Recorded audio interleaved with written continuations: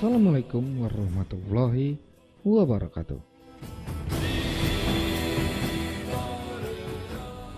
Kekhalifahan Bani Umayyah adalah kekhalifahan kedua yang didirikan setelah Nabi Muhammad wafat.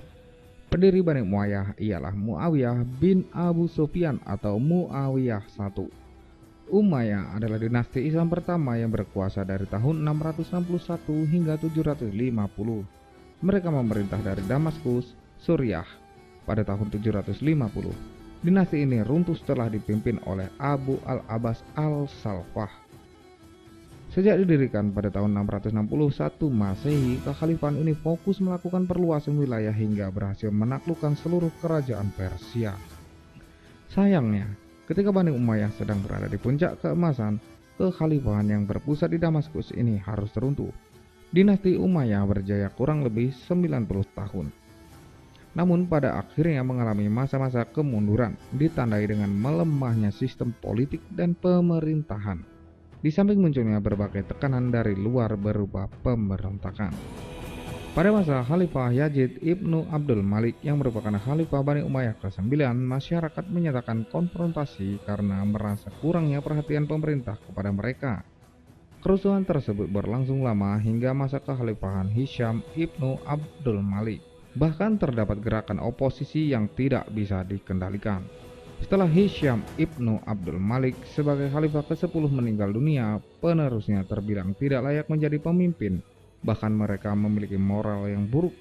Di sisi lain, pada masa Khalifah Walid ibnu Yazid, Khalifah ke-11 yang terkenal suka berfoya-foya, berhasil dilumpuhkan oleh sepupunya Yazid ibnu Walid.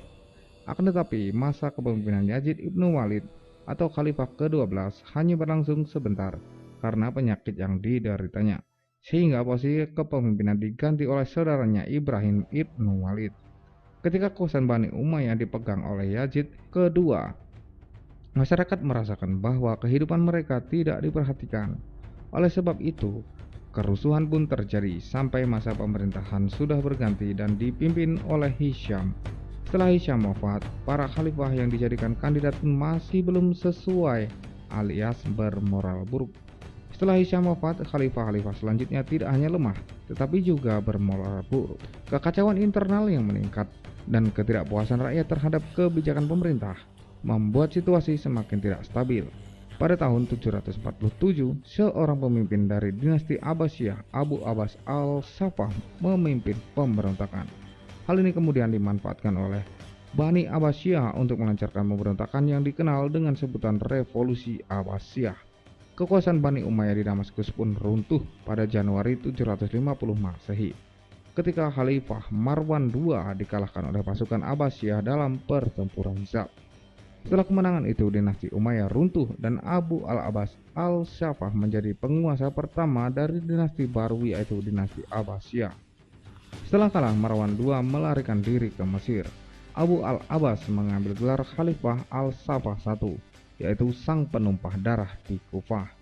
Perintah pertamanya adalah memusnahkan Umayyah. Dunia muslim bukan hanya berganti dinasti pada tahun 750 Masehi, melainkan juga membatalkan 90 tahun sejarah Islam. Khalifah Marwan II kehilangan pasukan dan kerajaannya di Tel Kusyaf pada 25 Januari 750 Masehi. 7 bulan kemudian, ia kehilangan kepalanya di pelosok Mesir. Kemurkaan Abbasiyah telah menunjukkan efek yang mengerikan setelah pengepungan Damaskus selama sebulan. Hal yang memprihatinkan, tumbangnya dinasti Umayyah diikuti dengan pembunuhan besar-besaran oleh Abbasiyah. Politik balas dendam dimulai. Abdul Ala al-Maldudi dalam kitabnya Al-Khalifah wa Al-Mulk menyebut sedikitnya 300 lebih keluarga Umayyah dieksekusi, nyaris tak tersisa. Peristiwa itu menjadi tanda berakhirnya pemerintahan Bani Umayyah di Damaskus. Namun salah seorang keturunannya bernama Abdurrahman ad-Daghil berhasil melarikan diri ke Afrika Utara dan menyeberang ke Andalusia, Spanyol. Abdurrahman kemudian memulai membangun kekuasaan Bani Umayyah di Andalusia dan memusatkan pemerintahannya di Cordoba. Kekuasaan Bani Umayyah di Cordoba bertahan hingga 1031 Masehi.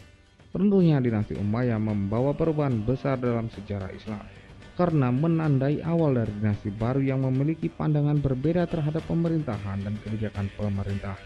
Ini juga membuka jalan bagi perkembangan ilmu pengetahuan dan teknologi serta perluasan wilayah ke bagian lain dari dunia.